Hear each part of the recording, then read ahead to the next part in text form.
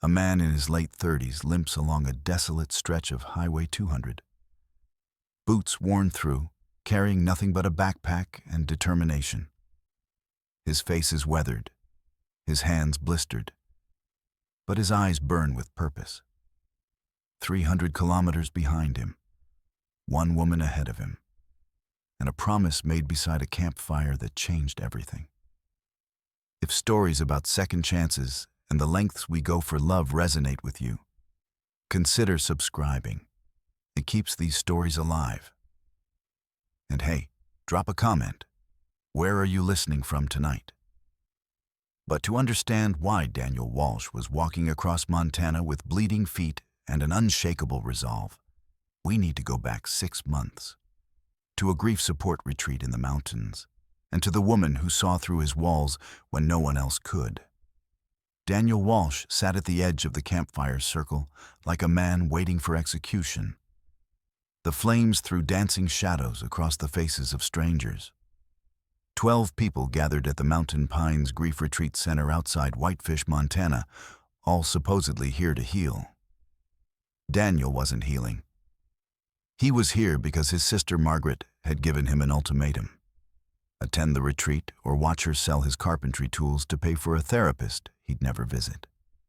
So here he sat, arms crossed, jaw tight, while a counselor with kind eyes and a gentle voice asked everyone to share their stories. One by one, they spoke. A banker who'd lost his son, a teacher whose husband died of cancer, a young mother whose twin sister was gone. Daniel said nothing. When the counselor's gaze landed on him, he just shook his head once, firmly. The fire crackled in the awkward silence that followed. Then a voice, quiet but steady, broke through. My fiancé died 3 years ago on a hiking trail near Lake McDonald. Daniel looked up. Across the flames sat a woman he'd barely noticed before. Mid-30s, auburn hair pulled back, wearing a Park Service fleece. She wasn't crying. Her hands rested calmly in her lap, but her eyes reflected something Daniel recognized immediately: the hollow ache of someone who'd learned to function around a wound that never closed. His name was Michael, she continued. Everyone told me time would heal it, that I'd move on, find someone new, rebuild my life. She paused, staring into the fire. But what they don't tell you is that moving on feels like betrayal. So instead, I just moved away. I'm a wildlife biologist. I requested the most isolated ranger stations in Montana, places where nobody asks questions, where I don't have to pretend I'm okay. The counselor nodded encouragingly. And what brings you here tonight, Emma? The woman, Emma, offered a sad smile. My supervisor said I needed to reconnect with people or I'd lose my position. Apparently, 3 years of solitude raises red flags. She glanced around the circle, and for just a moment, her gaze met Daniel's. So here I am, reconnecting. The session ended an hour later. People filtered back toward the lodge, murmuring quiet goodnights. Daniel remained by the fire, watching the embers settle into themselves. He should go back to his cabin, sleep, get through tomorrow's session, go home and tell Margaret he'd done his time. But he didn't move. Footsteps crunched on pine needles behind him. Emma Hartley sat down on the log beside him, not close, but not distant either. She didn't say anything at first, just pulled out a small journal and began sketching something by firelight. Daniel glanced over. She was drawing the mountains beyond the tree line, the way they cut into the starlit sky. Her hand moved with practiced confidence. You don't have to talk, Emma said without looking up from her sketch. But you don't have to sit alone either. Something in those words, the lack of pressure, the simple offering of presence, made Daniel's throat tighten. He'd spent 2 years with people either demanding he talk or tiptoeing around him like he was made of glass. Emma did neither. "My wife died 2 years ago," Daniel heard himself say. The words felt foreign in his mouth. "Car accident. Black ice on Highway 93. She was coming home from visiting her mother." Emma's pencil paused, then continued its gentle movement across the page. "Sarah." Daniel's head snapped toward her. "How did you— You're wearing her ring on a chain around your neck," Emma said softly. "It catches the firelight, and you touch it when you're uncomfortable. You've done it about 15 times since I sat down." Daniel's hand had indeed moved to the ring beneath his shirt. He let it drop. They sat in silence for a long while. The fire popped and shifted. An owl called from somewhere in the darkness. Emma finished her sketch and closed the journal. "I don't know if it gets easier," she finally said. "I think we just get better at carrying it." Daniel nodded slowly. It was the most honest thing anyone had said to him since the funeral. Emma's phone buzzed in her pocket. She pulled it out, glanced at the screen, and her entire body went rigid. The color drained from her face. "I have to leave," she said abruptly, standing. "Tomorrow, early. There's been an incident at my station." Daniel felt something unexpected grip his chest, a panic almost, like he was losing something he just found. "Is everything okay?" "I don't know yet." Emma looked down at him, and he saw genuine regret in her eyes. "I'm sorry. I didn't mean to." She stopped, shook her head. "Thank you for sitting with me." She turned to go, then paused. "For what it's worth, Daniel Walsh, I think your wife would want you to talk, even if it's just to a stranger by a campfire." Then she was gone, footsteps fading into the night. Daniel sat alone by the dying fire, feeling the ghost of a connection he hadn't known he'd needed, and the sharp ache of its sudden absence. When Daniel emerged from his cabin at dawn, frost covered the ground, and his breath came out in white clouds. He'd barely slept. Something about last night had shaken loose a part of him he'd buried deep, and now he didn't know how to put it back. The parking lot was mostly empty. People were still asleep, warm in their beds. But near the far edge, Emma Hartley was loading boxes into the back of a Forest Service pickup truck, moving with efficient urgency.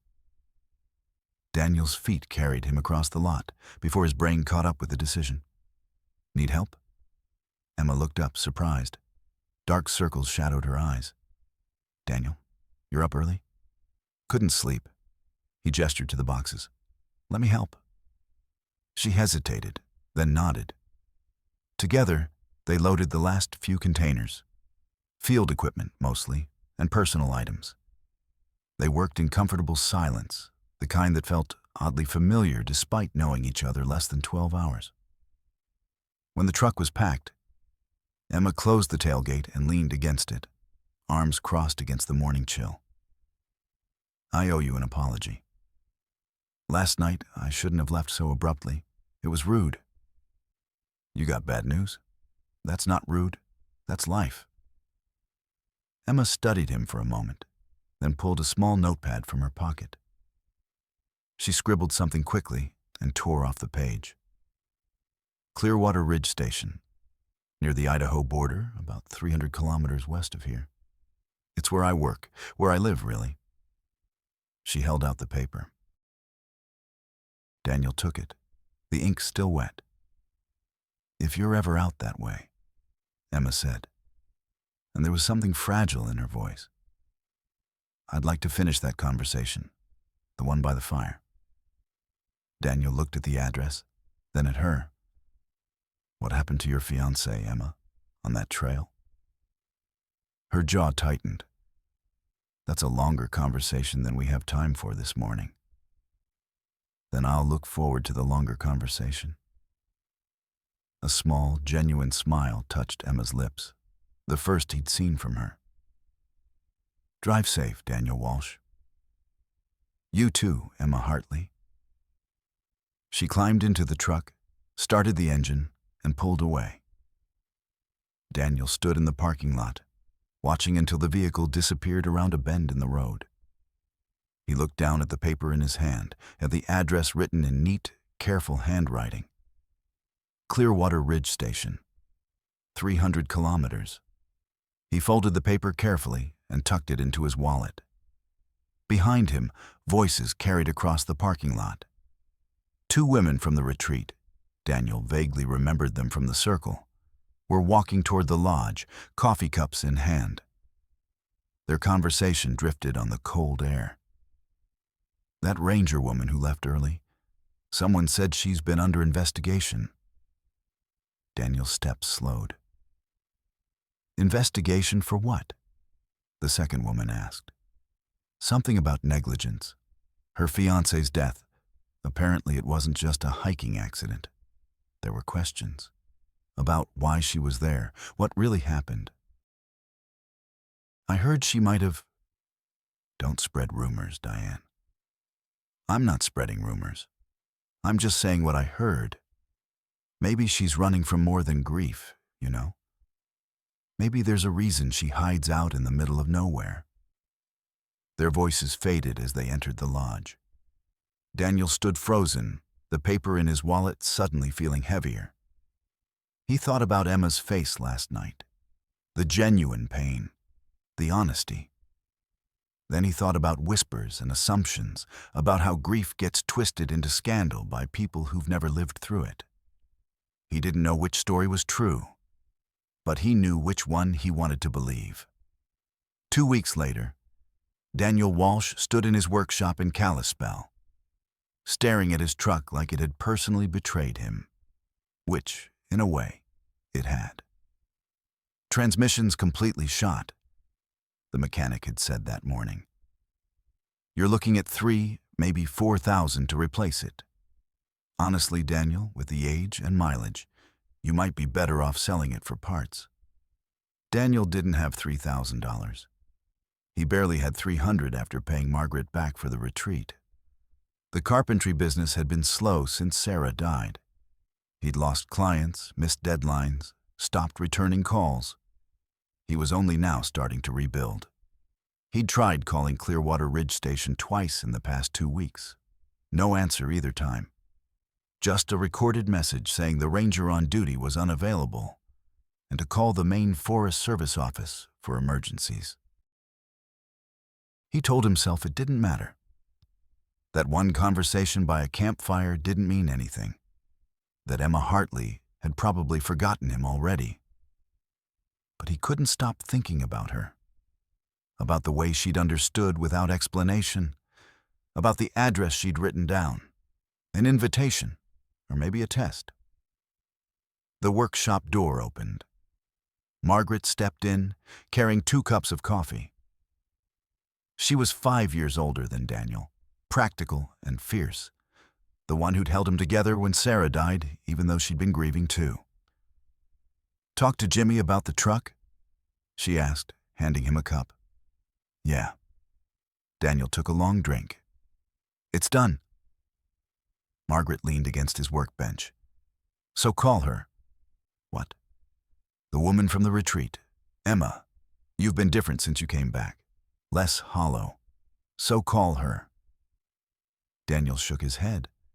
She gave me an address, not a phone number. So write a letter. Send an email. Don't be deliberately dense.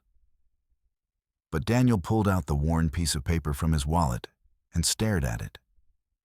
300 kilometers. Emma had given him a place, not contact information. That felt intentional. Like showing up mattered more than reaching out. Like she'd done it to see if he'd actually care enough to make the effort.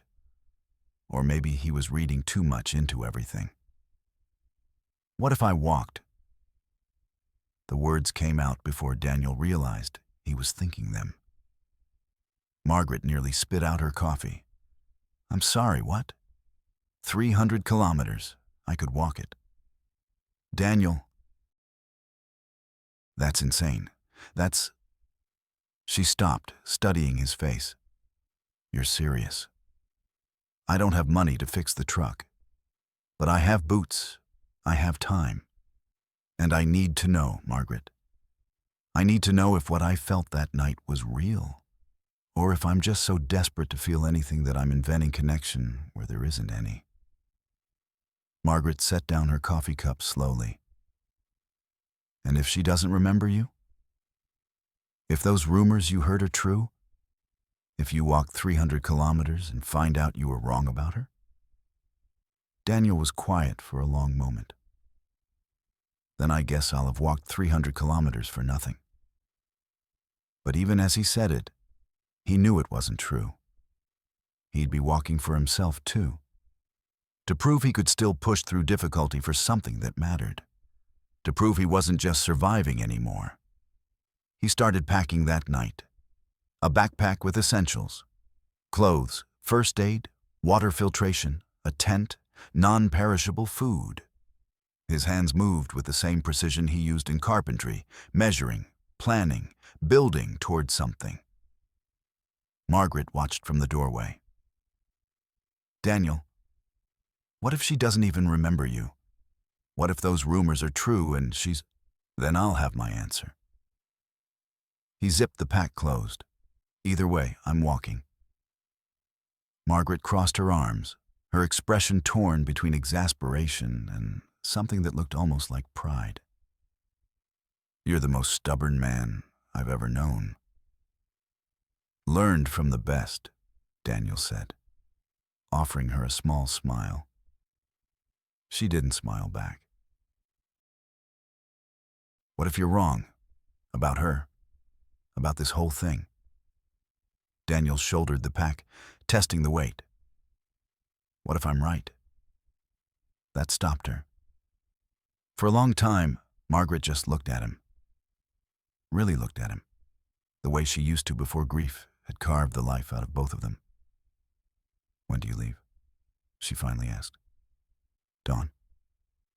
Margaret nodded once, sharp and final. Then I'm making you a proper breakfast first. And Daniel? She paused in the doorway. Walk careful, but walk fast. Something tells me that woman's worth the hurry. The next morning, as the sun broke over the mountains, Daniel Walsh took his first step west. The first day nearly broke him. Daniel had thought his body was strong. Years of carpentry had built muscle and endurance. But walking was different. Every step sent jolts through his legs. By noon, hot spots burned on his heels. By evening, those hot spots had become blisters. By the time he made camp near the highway outside of Seeley Lake, his feet were screaming and his shoulders ached from the pack's weight. He sat on a fallen log, peeling off his boots with a wince. The blisters had burst. He cleaned them carefully, applied antibiotic ointment, wrapped them in gauze. This was only day one. He had weeks ahead of him. A truck slowed on the highway, pulling onto the shoulder. A man in his 60s leaned out the window. You okay there, friend? Need a ride? Daniel shook his head. I'm good. Thank you. Long way to anywhere on foot from here. I know. The man studied him for a moment, then shrugged and drove on. Daniel watched the taillights disappear into the dusk. He could have accepted, could have cut days off his journey. But something about this walk felt important in a way he couldn't fully explain, even to himself. He needed to do it on foot, needed to earn the arrival. That night, lying in his tent under a canopy of stars, Daniel thought about Emma, about the way firelight had caught in her hair, about the understanding in her voice when she'd said grief was something you learned to carry, not something that disappeared. He thought about Sarah, too, for the first time without the crushing weight of guilt. Sarah would have thought this journey was ridiculous, She would have laughed and told him to just call the woman like a normal person. But she also would have understood why he couldn't. Sarah had always understood the things he couldn't put into words. His feet throbbed, his back ached. Tomorrow would be harder. But tonight, staring up at the stars, Daniel Walsh felt more alive than he had in 2 years. Day 3 found Daniel in the small town of Lincoln, limping into a diner called Rosie's just after noon. Every step was agony now. His blisters had blisters, his calves cramped constantly. But he was making progress, about 30 kilometers a day when the terrain cooperated. The diner was classic Montana. Red vinyl booths, checkered floor, a counter with spinning stools. A handful of locals looked up when he entered, their eyes taking in his dusty clothes and the way he favored his left foot. Daniel slid into a corner booth. A waitress in her 50s approached, coffee pot in hand. Her name tag read, Patty. "You look like you've been through it, honey," she said, pouring without asking. "Menu's on the table, but if you want my advice, get the meatloaf. It's the only thing Carl doesn't ruin." Daniel managed a tired smile. Meatloaf sounds perfect. Patty studied him with the kind of sharp attention that came from years of reading people. "You hiking the CDT?" "Not exactly, just walking." "Just walking?" she repeated, one eyebrow raised. "From where to where?" "Kalispell to Clearwater Ridge." Her other eyebrow joined the first. "That's, what, 300 kilometers? More? And you're walking it?" She paused. "What did you do? Lose a bet?" "Something like that." Patty's expression softened. "Running from something or toward something?" Daniel met her eyes. "Toward." She nodded slowly, like that answer satisfied something. "Meatloaf coming right up. And honey, it's on the house. Anyone crazy enough to walk 300 kilometers for something deserves a free meal." The food was good. Better than good after 3 days of protein bars and instant oatmeal. Daniel ate slowly, savoring every bite. Around him, the diner hummed with quiet conversation. Normal people living normal lives.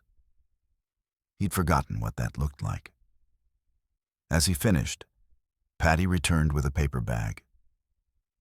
"Made you a sandwich for the road. And here." She set down a small first aid kit. "You've been limping since you walked in. Take care of those feet or you won't make it another 100 kilometers, let alone 200. Daniel's throat tightened. "Thank you. Really. Don't thank me. Just promise you'll let me know how it turns out. Whatever you're walking toward." She pulled out a business card. Rosie's Diner, with a phone number. "Call when you get there. I want to know if it was worth it." Daniel pocketed the card. "I will." He left the diner feeling lighter despite the ache in his bones. But as he reached the edge of town, a sheriff's deputy pulled up beside him, lights flashing once. The window rolled down. A young officer, maybe 30, looked out at him. "You Daniel Walsh?" Daniel's stomach dropped. "Yes." "Got a call from your sister. She's worried sick, wanted me to check on you." The deputy's expression was neutral, professional. "Also got a call from someone else this morning. Someone asking questions about a man heading toward Clearwater Ridge on foot. Wanted to know your route when you'd arrive." Daniel's chest tightened. "Who?" The deputy shrugged. "Didn't leave a name. But they seemed real interested in your plans. Real interested in maybe stopping you." He paused. "You in some kind of trouble, Mr. Walsh?" "No. No trouble. I'm walking to see someone." "Must be someone to walk that far for." The deputy studied him. "Look, I don't know what's going on, But if somebody's tracking your movements, maybe think about why. Be careful out there. Montana's beautiful, but it's also unforgiving to folks who aren't prepared. The deputy drove off, leaving Daniel standing on the roadside, mind racing. Who would be asking about him? And why would they want to stop him? He thought about the gossip he'd overheard at the retreat, about the rumors surrounding Emma. Was someone trying to protect her, or protect their version of events? Daniel adjusted his pack and kept walking, but now he couldn't shake the feeling of eyes on his back. By day 5, Daniel had left the main highways behind, following old logging roads that cut more directly west through the mountains. The terrain was rougher, the path less certain, but it shaved distance off his journey. And after the deputy's warning, the isolation felt safer than being visible on Highway 200. His body had adapted somewhat. The pain was constant now, but manageable. He'd learned to wrap his feet differently, to distribute the pack's weight better. But he was running low on food, rationing what remained. That evening, as he set up camp near an abandoned logging station, an old ranger emerged from the woods. The man had to be 70, lean and weathered as the mountains themselves, with eyes that missed nothing. "You're on Forest Service land," the ranger said without preamble. "I know. I'm sorry. I'll move if—" "Didn't say you couldn't be here. Said you are here." The ranger sat on a nearby stump uninvited. "Name's Frank. Retired, but I still patrol these woods. Habit." He looked Daniel over. "You're that fellow walking to Clearwater Ridge." Daniel tensed. "How did you—" "Word travels, even out here." Frank pulled out a canteen and took a drink. "You know they're shutting that station down, right? End of the month. Budget cuts. The biologist there, Emma something. She's being transferred to Bozeman. Heard she's fighting it, though. That station means something to her." Daniel's blood ran cold. End of the month. That was 3 weeks away, maybe less. If he didn't reach her in time. "When exactly?" Daniel asked urgently. "Couldn't say. But I'd hurry if I were you. Woman like that, isolated out there, fighting to stay. That's a person who doesn't want to be found.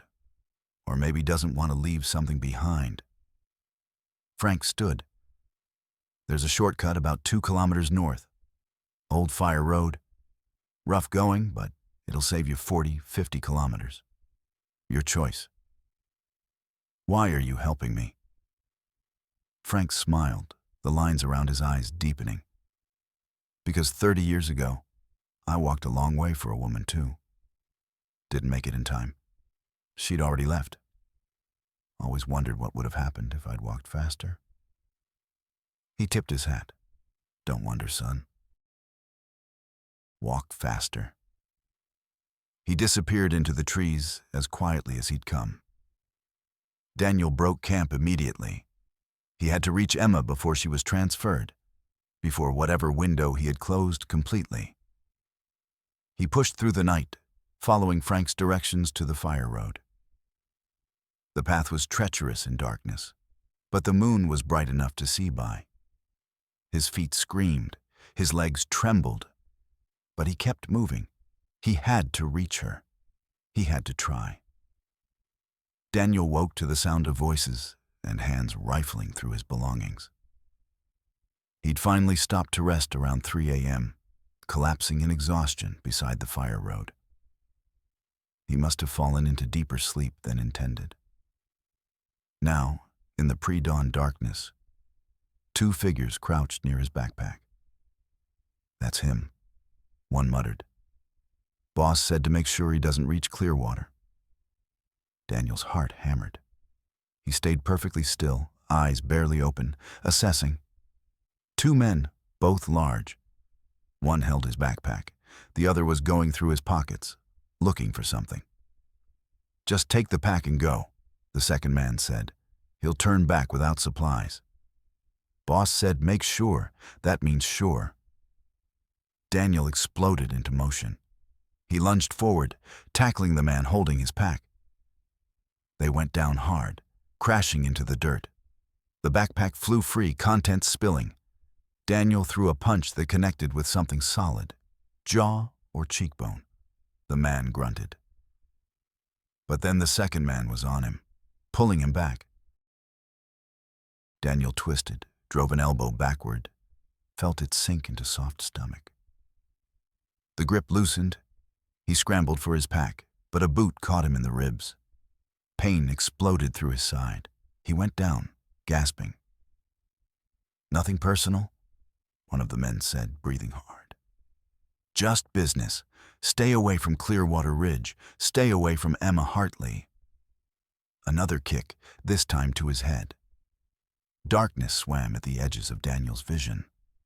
Through the blur, he saw them grab his backpack and disappear into the trees.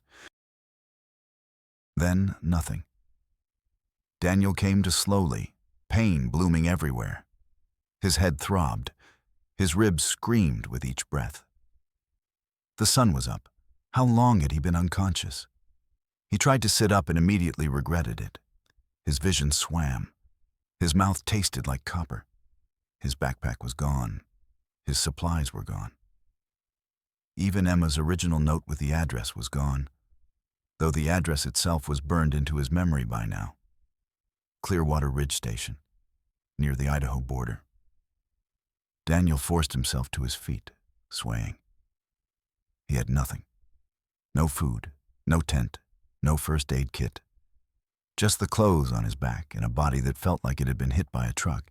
He should turn back, find help, calls Margaret, give up this insane journey. Instead, he started walking west, because somewhere ahead, Emma Hartley was waiting, even if she didn't know it yet. And nothing, not pain, not theft, not threats, was going to stop him from reaching her. 2 hours later, a hiker found him collapsed on the side of the fire road and called for help. Daniel woke in a small medical clinic in Ovando, his ribs wrapped, his head bandaged, his face bruised. A nurse named Carol stood beside the bed, checking his vitals with efficient compassion. "You're lucky," she said. "Couple broken ribs, concussion, various contusions. But nothing that won't heal. Though I'd like to know what happened. The hikers said it looked like you'd been in a fight." "I was mugged," Daniel said. His voice came out rough, painful. "Did you report it?" "No." Carol's lips thinned. "You should. We don't get much violent crime out here, but I just want to leave." "Absolutely not. You have a concussion. You need at least 24 hours of observation." She softened slightly. "Look, I don't know what you're running from or toward, but your body needs rest. Sometimes we have to accept when the universe is telling us no." Daniel stared at the ceiling. His whole body hurt. His supplies were gone. He was further from Emma than he'd been days ago. Maybe Carol was right. Maybe this whole thing had been a fool's errand from the start. Maybe he'd been chasing something that was never real. Margaret had been right to question him. What was he doing, walking 300 kilometers for a woman he'd spent one evening with? What made him think she'd even remember him, let alone want him to show up? For the first time since starting this journey, doubt truly sank its claws in deep. Carol left the room, closing the door softly behind her. Daniel closed his eyes, exhaustion pulling him under. Maybe it was time to admit defeat. Maybe some things weren't meant to be walked toward. When Carol returned an hour later, she found Daniel sitting up despite the pain, determination carved into his bruised features. "I need to use a phone," he said. "There's one at the nurse's station. But Mr. Walsh, you really should, please." Carol studied him for a long moment, then nodded. 5 minutes. She helped him to the station, and Daniel dialed the number for Clearwater Ridge that he'd memorized from Emma's note. His hands shook as he waited through the rings. Then, a voice. "Clearwater Ridge Station, this is Emma Hartley." Daniel's breath caught. Just hearing her voice after weeks of uncertainty, it hit him harder than any punch.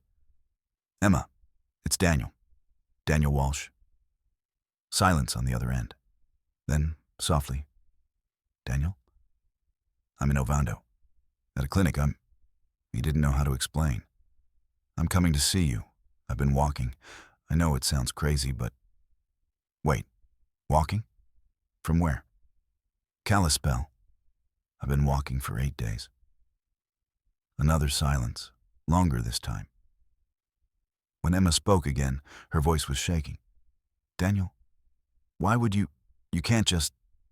She stopped, started again. "Are you okay? The clinic, what happened?" "I'm fine, just a setback. But I'm still coming." "Daniel," Emma's voice cracked. "You need to stop. Turn around, please." "What? Why?" "Because there's something I haven't told you. Something that makes this, whatever this is, impossible." Her breathing was ragged. "You can't come here. You can't..." The line went dead. Daniel stared at the receiver, his heart pounding despite his injuries. Carol was watching him from across the station. "Everything okay?" Daniel hung up the phone slowly. "How far is Clearwater Ridge from here?" "About 80 kilometers. But Mr. Walsh..." "I need to leave." "You can't. You have a concussion. You need rest, and I need to go." Daniel met her eyes. "Please. Someone's waiting for me." Carol sighed, then shook her head. But there was something almost like understanding in her expression. "At least let me rewrap those ribs and give you proper supplies. If you're going to be stubborn and possibly kill yourself, you might as well do it properly bandaged." As she worked, Carol spoke quietly. "That woman who called this morning, Emma, she sounded worried about you. Asked if you were okay, if you were still coming." She paused. "Whatever's between you two, she cares." I heard it in her voice. Daniel closed his eyes, Emma's words echoing in his mind. "There's something I haven't told you. Something that makes this impossible." But she'd also asked if he was still coming, which meant part of her wanted him to. And that was enough. That had to be enough. 80 kilometers left. He could do 80 kilometers. Daniel discharged himself from the clinic the next morning against Carol's protests. She'd given him fresh bandages, pain medication, and a knowing look that said she understood some journeys couldn't be postponed. An elderly couple passing through Ovando took pity on him and offered a ride 30 kilometers west, cutting precious distance off his journey. They dropped him at a gas station in Helmville, where Daniel stood at a payphone, feeding in quarters with hands that wouldn't stop shaking. He had to call Emma again, had to understand what she'd meant. Had to hear her voice tell him to stop, or to keep coming. The phone rang twice before she answered. "Clearwater Ridge Station." "Emma, it's Daniel, don't hang up." A sharp intake of breath. "Daniel, I told you. I know what you told me. But you didn't tell me why. And I've walked this far. I need to know why."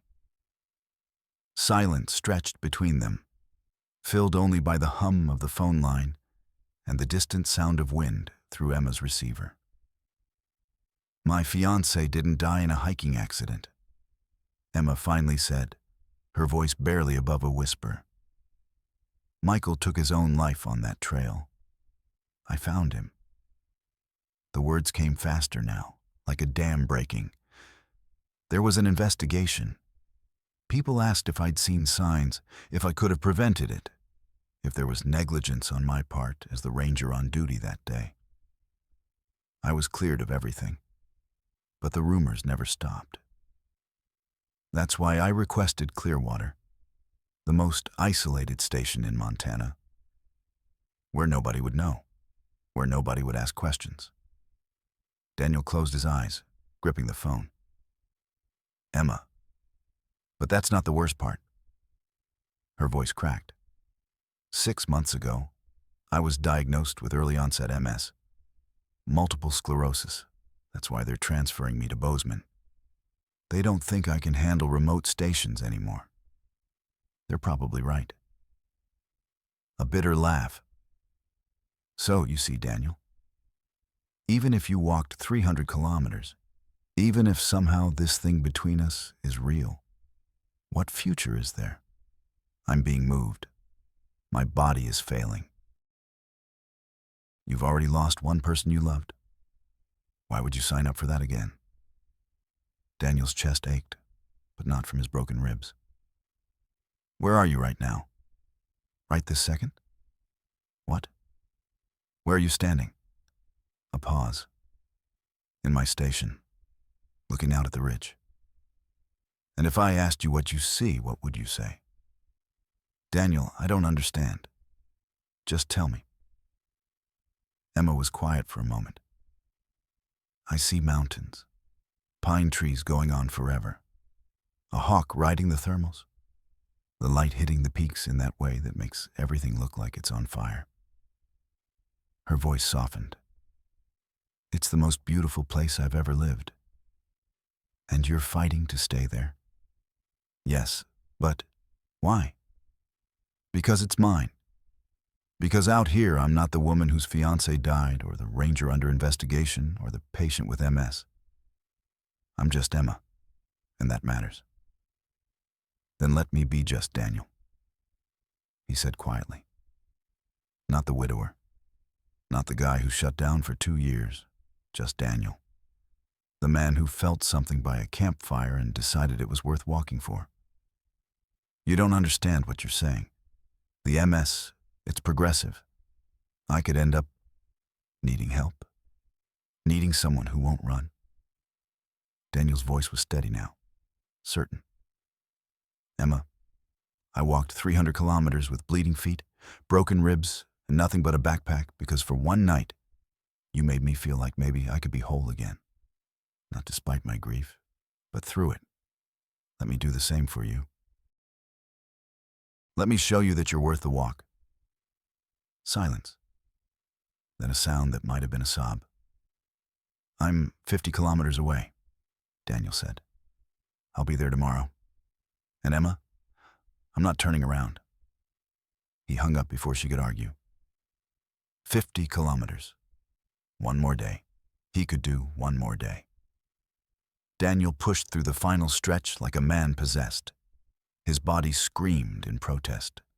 The broken ribs, the concussion, the blistered feet that had never fully healed. But none of it mattered. Every step brought him closer to Clearwater Ridge, closer to Emma, closer to something he hadn't felt since Sarah died. Hope. The trail climbed steeply as he approached the ridge.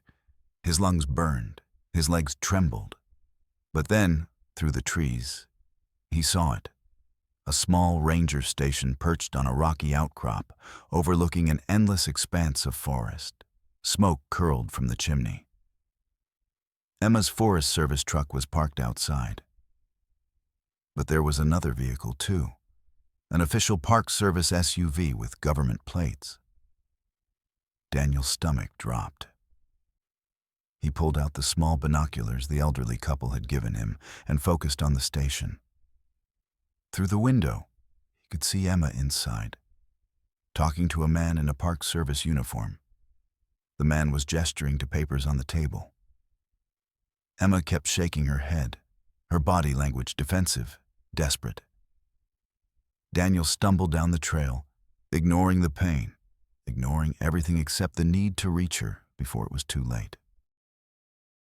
He was still 100 meters away when the station door opened and Emma emerged, followed by the uniformed man. Emma's face was pale, her eyes red. When she saw Daniel limping toward her, she froze. "You shouldn't have come," she said. but her voice held no conviction.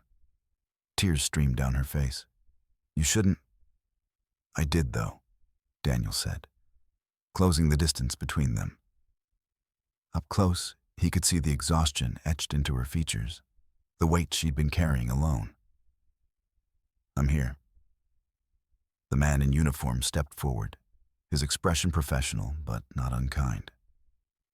"You must be Daniel Walsh. Emma's told me about you." He extended a hand. "Paul Hendricks, regional supervisor. Look, I understand this is emotional, but Emma needs to pack. Transfer orders are final. We leave in an hour." Daniel looked at Emma, then at Hendricks. Everything he'd walked for was slipping away like water through his fingers. "She doesn't want to leave," Daniel said. "It's not about what she wants. It's about her safety. Clearwater is too remote for someone with her condition. If she has an episode out here, then I'll be here." The words came out before Daniel could think them through. "I'm a carpenter. I work remote. I can relocate. If the concern is that she's alone, then she won't be alone anymore." Hendricks's eyebrows rose.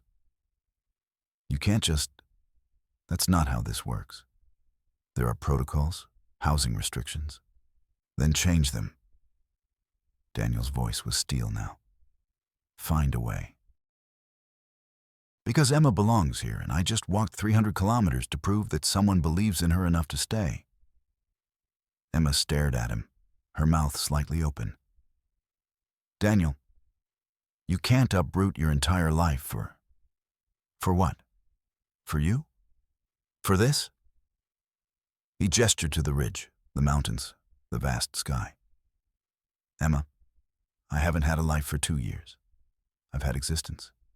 You gave me a reason to live again. Let me give that back to you." Hendricks looked between them, then sighed heavily. "I can't make promises. But if Emma submits formal paperwork for medical accommodation, agrees to regular health check-ins in Helmville, and has documented support on site..." He paused. "I might be able to delay the transfer pending review." Emma's hands trembled. "Paul, I can't ask Daniel to..." "You're not asking," Daniel said softly. "I'm offering." Hendricks pulled out his phone, stepping away to make a call. Emma and Daniel stood facing each other, the weight of everything unspoken hanging between them. "Why?" Emma whispered. "Why would you do this?" "Because that night by the campfire, I saw you. Really saw you. Not the grief or the rumors or the diagnosis. Just you. And you saw me the same way." Daniel took a careful step closer. "We're both broken, Emma. But maybe being broken together is better than being safe and alone." Emma's face crumpled. "I'm scared of what's coming, of what I might lose, of being a burden." "I know." "Me too." Daniel held out his hands, bandaged, blistered, bleeding from his journey. "But look at these hands. I walked 300 kilometers on feet that were screaming at me to stop. Because some things are worth the pain, some people are worth the walk." Emma looked at his hands, then up at his face. Something shifted in her expression. A wall crumbling, a door opening. Hendricks returned. "Okay, I made some calls. If Emma files the right paperwork and sets up medical monitoring, I can give her a 3-month trial period. After that, we reassess." He looked at Daniel. "And you? If you're serious about staying, you'll need to register with the local Forest Service office, follow community guidelines, and understand that this isn't some romantic adventure. This is real life, with real challenges." "I understand," Daniel said. Hendricks nodded slowly. "Then I'll process the paperwork. Emma, I'll need everything filed by next week." He climbed into the SUV, then paused. "For what it's worth, Walsh, I've worked with Emma for 5 years. She's the best biologist I've ever supervised. If you're half as committed to her as you were to this walk, you might actually make it work." The SUV pulled away, leaving Daniel and Emma standing alone on the ridge as evening settled over the mountains. Emma's voice was small. "So, now what? You walked 300 kilometers. You convinced my supervisor to let me stay. But neither of us knows what comes next." Daniel smiled. A real smile. Tired, but genuine. "Then we figure it out together. Isn't that how these things work?" An hour later, Daniel and Emma sat by a small campfire outside the station, an echo of where everything had begun 6 weeks ago. Daniel's feet soaked in a basin of warm water Emma had prepared. His body ached everywhere. But sitting here, with Emma beside him in comfortable silence, felt more like home than anywhere he'd been since Sarah died. "I can't believe you walked 300 kilometers, Emma said softly, breaking the silence. "Who does that?" "Someone who found something worth walking for," Daniel replied. Emma turned to look at him, firelight dancing in her eyes. "I'm still scared. The MS won't go away. It'll get worse." "I know. And I still have nightmares about finding Michael. Some nights I wake up screaming." "I know.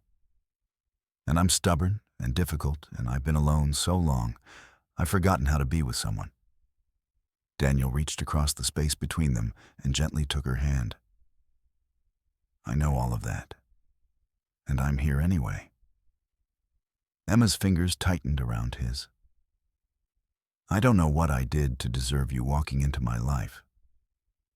You sat beside me at a campfire when I needed someone to understand silence," Daniel said. "You gave me an address instead of a phone number, which told me showing up mattered more than convenience. And you fought to stay in this place because it means something to you. That's what you did." They sat quietly, hands linked, watching the fire burn down to embers. Above them, stars emerged one by one, filling the vast Montana sky with light. "Daniel?" Emma's voice was barely a whisper. "Yeah? Thank you for walking. Thank you for being worth the walk." As the night deepened around them, neither moved. They stayed by the fire, two broken people who'd found each other against impossible odds, holding on to something fragile and new, but real. The mountains stood silent witness, ancient and unchanging, while two human hearts learned to beat in sync again. Tomorrow would bring challenges, medical appointments to schedule, paperwork to file, Daniel's life to relocate, Emma's condition to manage, 1,000 uncertainties and no guarantees. But tonight, there was just this: firelight and stars, silence and understanding, two hands clasped together against the dark. And for the first time in years, neither Daniel Walsh nor Emma Hartley felt alone. The fire crackled softly. Emma leaned her head against Daniel's shoulder, and he held perfectly still, afraid to break the moment. This quiet peace, this simple connection, was worth every kilometer, every blister, every doubt. "By the way," Emma said, a hint of humor creeping into her voice, "my truck's transmission is broken. I've been stuck here for 2 weeks." Daniel laughed, actually laughed, and the sound surprised them both. It was rusty, unpracticed, but genuine. "Guess we're both walking back to civilization then." "Guess so," Emma said, and there was light in her eyes now, fragile but real. "But maybe not tonight. Tonight, we just sit here." That sounds perfect. And it was. As the camera of life pulled back slowly, two figures remained by the campfire on a Montana ridge, surrounded by darkness, but holding on to their small circle of light. Above them, the universe wheeled on, infinite and indifferent. But here, in this moment, Two people had found each other, not despite their broken pieces, but because of them. Daniel Walsh had walked 300 kilometers to prove that love, real, imperfect, human love, was worth fighting for. Emma Hartley had fought to stay in her sanctuary, and in doing so, discovered she didn't have to face her fears alone anymore. Sometimes the hardest journeys aren't measured in distance, but in the courage to believe you're worth showing up for. And sometimes, that's exactly when healing begins. If this story touched you, I'd love to hear your thoughts. Have you ever taken a leap of faith for someone? Or had someone take one for you? Drop your story in the comments below. And remember, you're always worth the walk.